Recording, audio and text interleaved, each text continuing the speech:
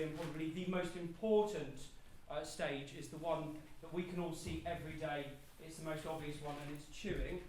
I've got here my friend that travels around with me everywhere, and he helps me educate. So obviously we're all familiar with the horse and the chewing motion, yeah? The circular chewing motion that helps grind the feed particles down. And in fact, a healthy horse will grind the feed particle down to about 1.5 millimetres. So it's very, very, very small, or a horse with healthy teeth rather. I'm sure you're all aware of good teeth management, and it's very, very obvious, especially as the horse gets older, when their teeth aren't as efficient, because you do sometimes start to see the larger particle sizes in the droppings, just from where they're not able to chew properly. So the horse roughly chews about 70 to 90 times a minute, so quite a lot of chews. And does anyone, does anyone know what a kilo of hay is? Everyone familiar with a kilo of hay? Yeah, so sort of rough sort of weight. A quick guess on how many chews per kilo of hay? Anyone, quick guess. How many chews per kilo that we're after?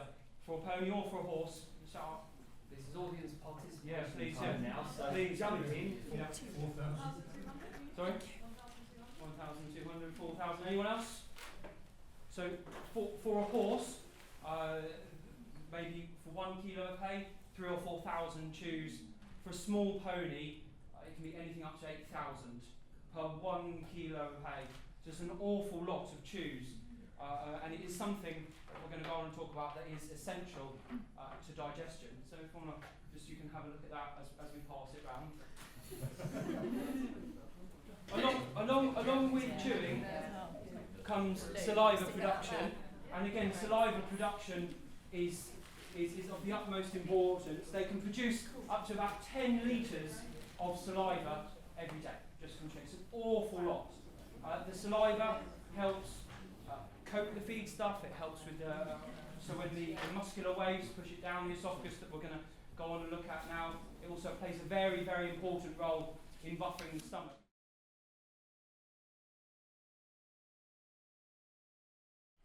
Here is, and we can see his horse was eating right up until the last minute, the esophagus. Okay? And the esophagus with a horse is unique, unlike ours, because it is connected to something called the cardiac sphincter. Now this gives the horse something very unique. Is everyone familiar with the fact that the horse cannot throw up? Yeah, everyone here familiar with the horse that cannot? Well, this is why, and it is a very, very, very strong valve. Okay? So, from chewing, we've established that the horse has chewed, created the feed into a bolus, which is roughly the size of a golf ball. And then, through the esophagus, it then pushes it via muscular waves. Anyone remember what that's called from school? Peristalsis. Brilliant. Come be my sister. So yeah, peristalsis, it pushes it all the way down into the stomach. And that is finishing the first stage of digestion mechanical. And albeit, yes, then the majority of it goes on in here, but just think about how important the first stage is. Because if the first stage isn't looked after, if you don't monitor your horse's teeth, if you make sure that we don't have enough chew time, then the rest of it doesn't function efficiently and doesn't function properly. So from here we go to the stomach, and what strikes you about the stomach first? Yeah. Anyone? How big is this horse? Go on, rough guess. Sorry? Bang on, yes, madam. Yeah, 15 hands. Yes, we are average size. So he's not small. We're not looking at a pony here. We are looking at a horse, and you can see how small the stomach is. Roughly the size of a rugby ball. You can see when not over filter. It's true what we all say in all the books and in all the lectures, that it is that size. Capacity-wise, everyone happy and understand capacity-wise? How much can it hold in weight at any one time? Anyone else? Yeah, 4 pounds, 2 kilos. Yes, I'm a modern man. Yeah, kilo.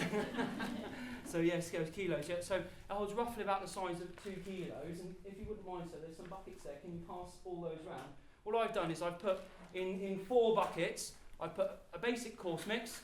I've put a fibre mix. I've put some cubes, and I've put some chaff. It all weighs the same, and it's all 2 kilos. So that there is the capacity of the horse's stomach at any one point.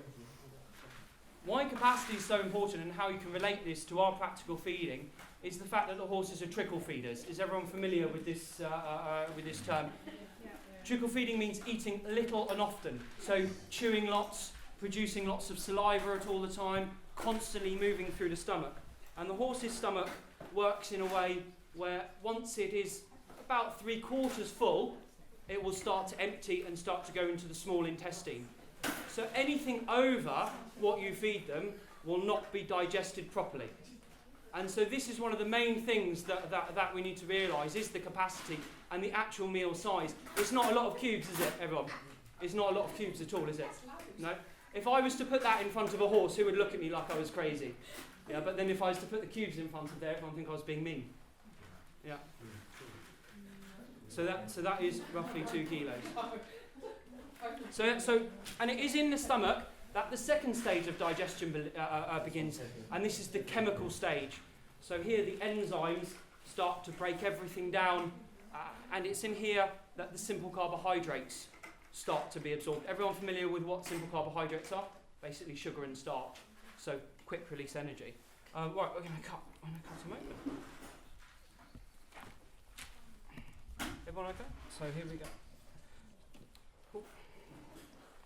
So other than the obvious first initial pop, you can see that it's not actually that gruesome. And what is in here, other than the smell, is just what we're familiar with: grass, hay, and like we saw with the esophagus, this horse was eating right up until the last minute. The stomach wall lining is incredibly sensitive. The whole stomach, as it is acidic, but obviously there's at different levels. It has to be acidic because the horse, the bacteria needs to be killed. However, at different levels, at the bottom of the stomach, it's incredibly acidic, and at the top of the stomach, it's a little bit less. So you've got varying degrees there. One of the importance of trickle feeding is that there's constantly fibre moving through there. There's constantly saliva that I forgot to mention contains bicarbonate that is an alkali, so it helps buffer against the acid.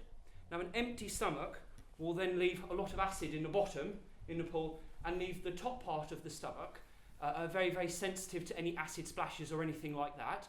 And combined then with large meals like we saw before, you can then increase the risk of ulcers. And everyone is familiar with the term gastric ulcers. And that is one of the main reasons and the main cause for it is lack of fibre in the diet moving through here, lack of chewing and saliva production, and large meals.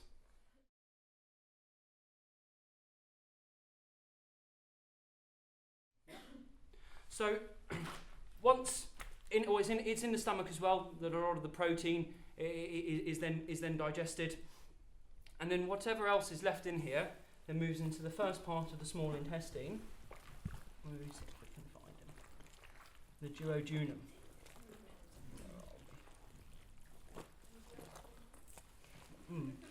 Where's Anna? Can you come and lift it up with me?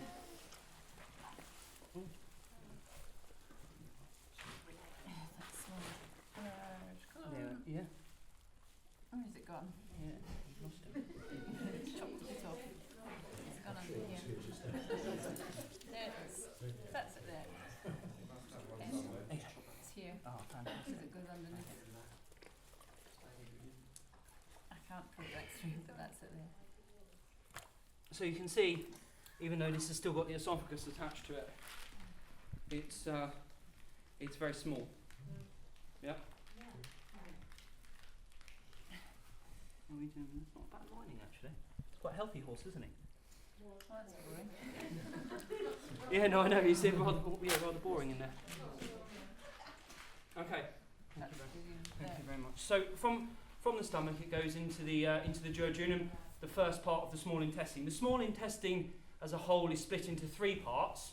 First part, the duodenum, which is the smallest part, only about a metre and a half long. And then what we see here is mainly made up of the jejunum, which is 25 metres long. If we were to cut this off and spread it out, it was easily spread around here, around the corner, in one straight line. it's absolutely enormous in comparison if you think of the horse's size. And what's striking for me is the fact that it is all twisted in the horse and it's held up by something that we call the mesentery here. We discussed when we were talking about the stomach and how that it starts to digest, and the enzymes at the chemical stage is starting to digest and break down the simple carbohydrates. Anyone familiar with what type of energy this leads to? What type of energy simple carbohydrates give? If I split into energy into two different types, I won't say what because it will just give it away. Yeah. So it splits into quick release energy. Obviously, the back part of the horse that we'll look at in a minute is slow release energy. Okay, if I take off a little bit of this. So yeah, the back part is the slow release. What sort of time scale will it take to get through? Good point, thank you. So relating to the rule of feeding, in the stomach, how long feed would stay in there for, anyone? Pretty simple rule of feeding. Sorry? Hour. Yeah, 45 to an hour. Food stays in there roughly before it starts to go into the small intestine, maybe another 30-40 minutes in the small intestine.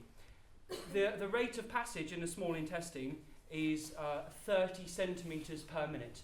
So that is how quickly feed stuff. So we've got a ruler somewhere. Is there a ruler anywhere? I just bought a bog standard an old school ruler. So it roughly moves that amount per minute through the small intestine, and then is finished, like we said, in an hour. So thank the way that this is set up, that you can go out and you can compete and you can have them and go out for hacks and enjoy yourself, is because of the way that they have evolved to eat.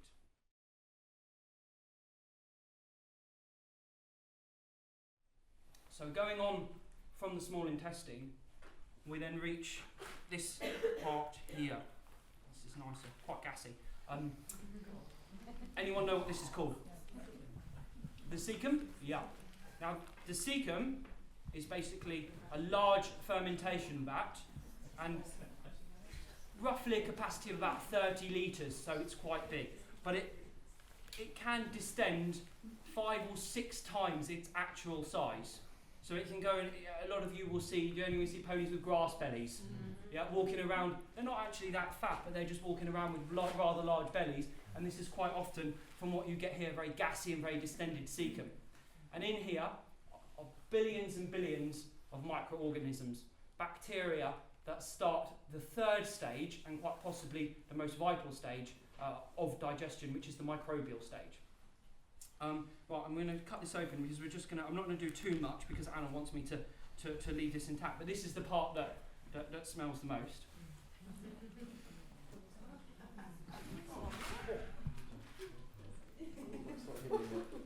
Now, No naked flames. no, exactly.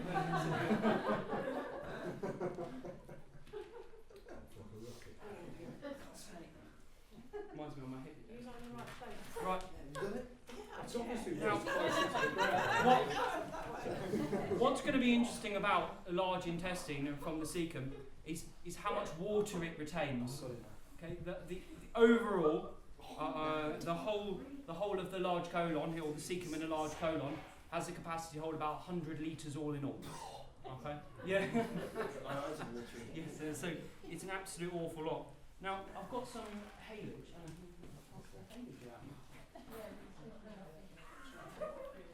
Okay, maybe something smell a little bit nicer. Is everyone familiar? Everyone's familiar with haylage or horseage? And you get that sweet smell. Yeah? Maybe smell it as you go around. Oh, we've got hay and grass and other stuff coming on. What you're smelling in that haylage is, obviously it's not the same smell as this, but it's a similar thing that goes on. It is the bacteria that start the fermentation of the grass that causes that smell.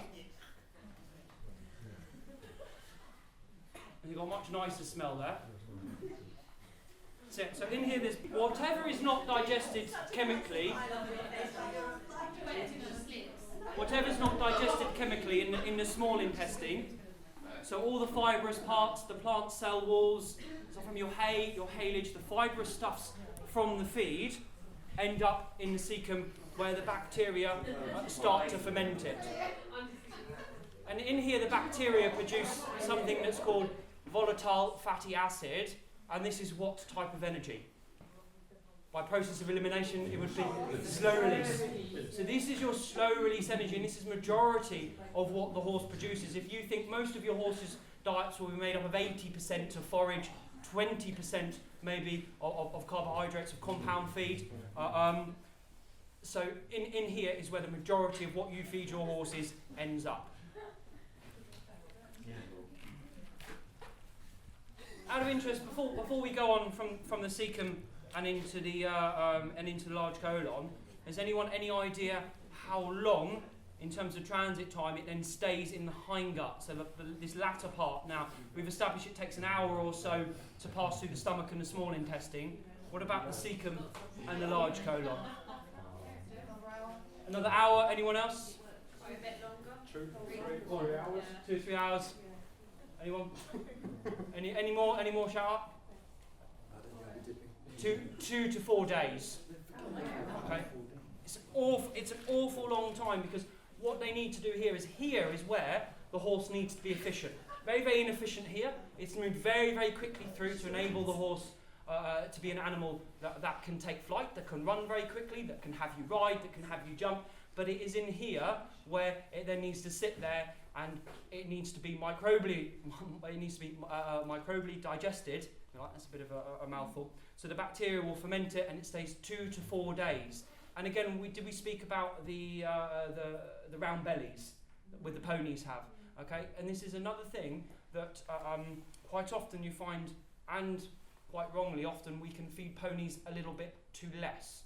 And what then happens is that the fibrous part sits in the cecum and in the large colon, if they're not fed enough fibre, for quite a long time, as their body tries to extract whatever they can out of it, because they know, and they've got in that routine, that when they get brought in their stable, they only get 2 handfuls of hay, and they stay in there for 8 hours. And then what you find is that, albeit we've got the problems here, but we then start to have the very rounded, large tummy where it stays in there for an awful long time, because it's trying to get every single last bit of nutritious value out of it. How much longer will it stay in there for? I don't know. Have we ever done any sort of? I think any work's been done. No, I don't think so. No. The problem is like Ian said, with cows, we can cut them in half while they're still eating, stick a tube in them, and they'll just stand there and eat. Whereas obviously we wouldn't want to do that with a horse, although maybe. And they run off as Yes, well. exactly. The cows don't care. Yes. Yeah, no, exactly. No, this is the thing. So, I suppose the only way you could really do it would be if we were to do some tests, maybe with some dye or something like that. But Double it or treble it, Yeah. at least. yeah, I mean, I should imagine maybe 6 days, somewhere probably in that region. So your hay net that you've given your horse, most of you or all of you will have healthy horses, that you've given your horse or pony before you come here, that couple of kilos of hay, you will be mucking that out on Monday. Okay, so just think about that's the sort of transit time that it stays in there. So along with the cecum, where obviously it ferments and it produces the slow release energy to be distributed around the body, it also is vital for health because it's in the cecum that it synthesizes B vitamins and vitamin K. Vitamin K is very important for blood clotting. So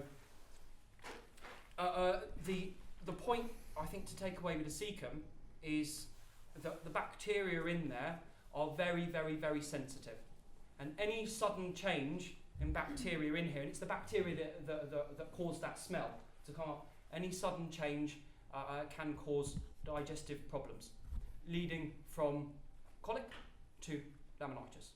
Okay, so it's very, very important for the horse's diet to stay the same. And those of us that feel sorry for our pony because they have the same patch of grass every day, or that same hay net, or the same feed in a bowl, and think, well, actually, that is what they've evolved to do. They've evolved to be animals of routine and eat the same feed stuff day in, day out. They love boring diets. And it is that boring diet that enables the horse to be nice and healthy. Think about in here that you've got the bugs for hay, you've got the bug for haylage maybe, you've got your grass bugs, all the different types, the billions in there. And to keep all these happy, every day they're getting that little bit of grass, that little bit of hay, that little bit of haylage. And if we come along one day and think, actually, do you know what? Polly's had her hay today. Tomorrow I'm going to give her some haylage for a routine. All of a sudden, those hay bugs don't get what they're expecting, and it encourages a flourish of other bacteria, bad bacteria, and it also will kill off the hay bugs. And when these bugs die in here, they then release toxins, and it's these toxins that can really relate to anything from, like we said, like a minor colic through to metabolic disorders. So it's important, whilst I know it's not nice sometimes that we think the horse has got a boring diet, it is very, very important to keep it the same, keep it structured, keep the routine, because you will keep this part happy, and if you keep this part happy, you have a nice, healthy.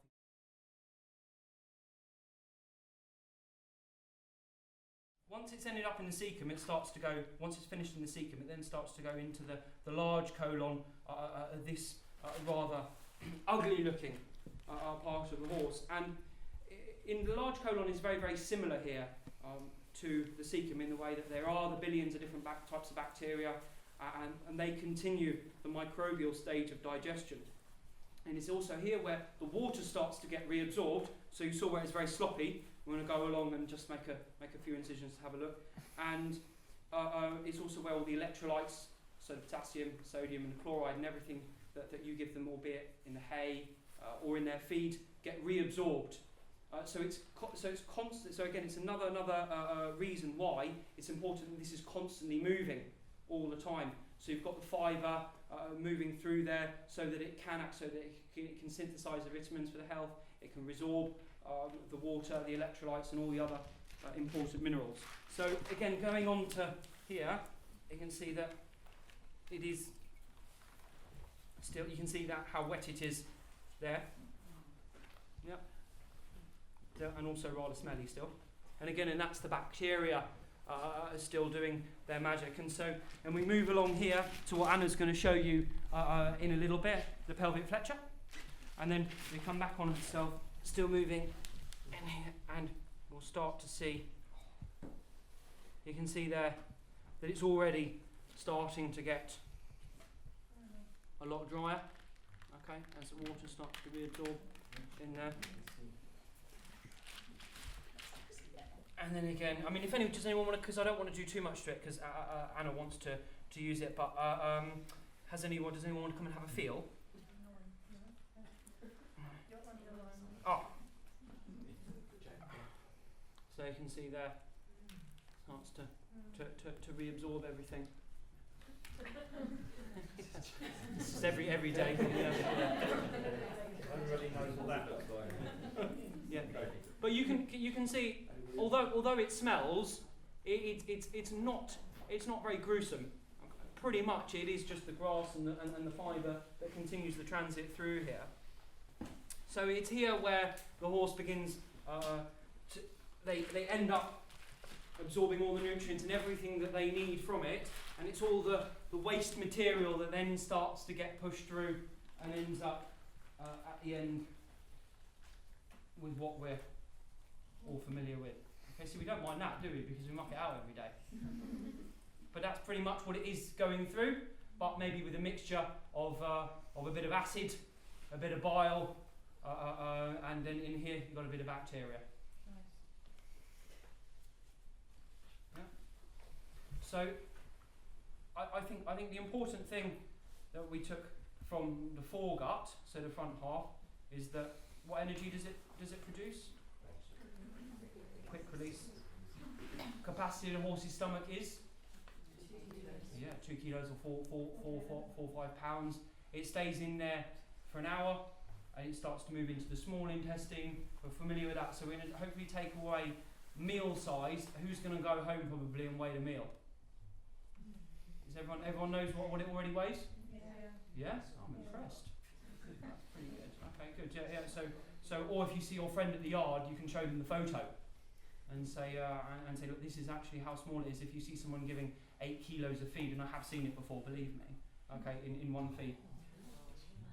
And then taking away the transit, going through, so fibre going through all the time, is very, very important. It's important with the way that it all works. It's important for health reasons, everything. So, whilst quite rightly, sometimes we restrict the horse's energy fed, so the calories, because if any of us are lucky enough to have a fat horse that doesn't require much feeding, you know that they won't need many calories. However, what they will need is still lots and lots of fibre. Did anyone see the samples that were being passed around? You see the straw and the coarse hay, and this is a very, very good way of providing our horse or our pony lots and lots of fibre, but indigestible. So it almost, if you think, goes in one end and out the other. So there's not much of a nutritional value to it, but it does that vital thing of providing the horse enough to keep the digestive system moving and working efficiently. So that's why I want you to just try to pick what to feed your horse and think about what produces quick release energy. It's pretty obvious, we talked about simple carbohydrates. What produces slow release energy in our feed that we feed in the bucket? So our meal. What any idea what other things other than fibre that we've already touched on will produce slow release energy? Oil, good, yeah. Anyone else? There's one obvious one that we all may add at some point or another. Yeah, chaff, or as well. Sugar beet, yeah. So sugar beet. Okay, other things. Yeah, sugar beet cubes, sugar beet shreds, chaff that we add to the feed, oil. So all those are your slow release energy, and it's digested here that produces the slow release energy. So when you pick your feed, you can divide it into half. You can say, do I have a very fizzy horse that requires slow release energy, or do I have a rather laid back horse that needs a bit of a rocket up his proverbial? So maybe he needs a bit of quick release energy. So it's quite easy, and it's fine to feed sugars and starches. It's fine to feed simple carbohydrates, because as we've looked at, the horse is very efficient at digesting it, but it's all about proportion. So it's feeding those in small quantities often.